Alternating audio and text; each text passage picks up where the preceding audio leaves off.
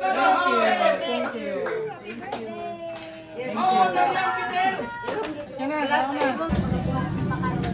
Thank you for the gift of family. In Jesus' name we ask and pray. Amen. Amen. In the name of the Father, of the Son, and of the Holy Spirit. Heavenly Father, daghang salamat Lord sa additional year na sa imong gihatag sa life ni Papa Lord. Daghan kay mga nahitabok last year, mga sinabing years sa iyong health, God.